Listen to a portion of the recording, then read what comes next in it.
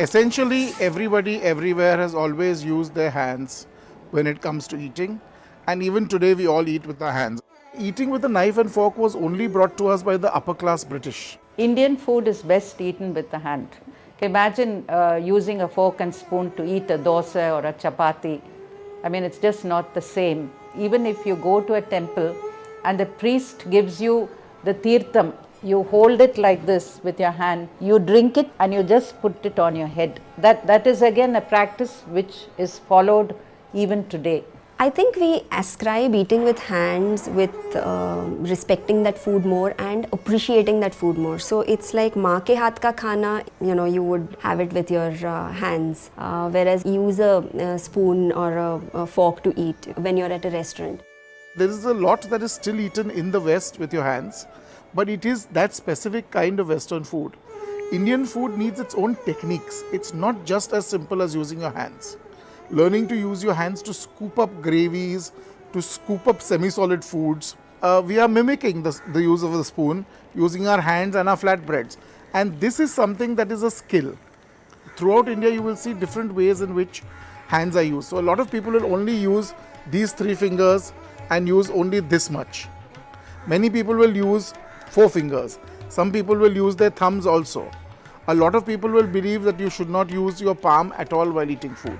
Whereas in many societies, if your palm is part of eating a food, there is no problem. Similarly, there's a lot of caste-based movement in how much you use. For example, you would never eat with your left hand. You only eat with your right hand. Your left hand is considered being used for other ablutions and therefore unclean. So, only using the tips of your fingers being considered etiquette is very upper caste etiquette. Whereas it's considered very lower caste to use your entire hand. The marginalized communities largely ate the jowar bhakris, which are the jowar rotis, and a spicy curry 3 times a day because access to different foods was limited. So there weren't any reservations on you had to only use the right or left hand. The food was such that it sort of necessitated using both hands and just crushing the roti into the spicy curry and soaking it and eating it. Very often in southern India, you will find people who very quickly be able to lick all the way from their elbows to their wrists if there's something running down, and that's just part of the eating process. 99% of people not from southern India will find it impossible. Licking your fingers also then becomes part of a major etiquette. In India, we appreciate good food with this expression of "मैं तो उंगलियां चाटती रह गई." How do you effectively use a knife or a fork to eat fish? You will definitely lose a lot of flesh that way. But eating with the hand and picking out the bones makes it so much easier. We would sit around in a circle and the elder in the family could be a mother or grandmother. She would mash up the rice with her fingers, again add ghee, add rasam or anything with it, and there would be also some vegetables.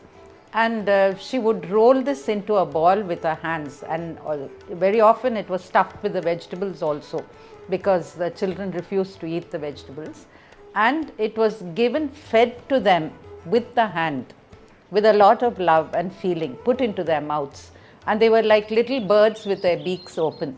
And generally we used to do it on a moonlight night, which is why it is called Nila Choru. Food doesn't taste better when you eat with your fingers, but there is a tactile feedback.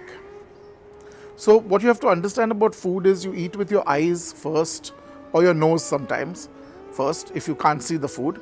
Then you eat with your nose. Then you actually bring in to play your ears and your sense of touch.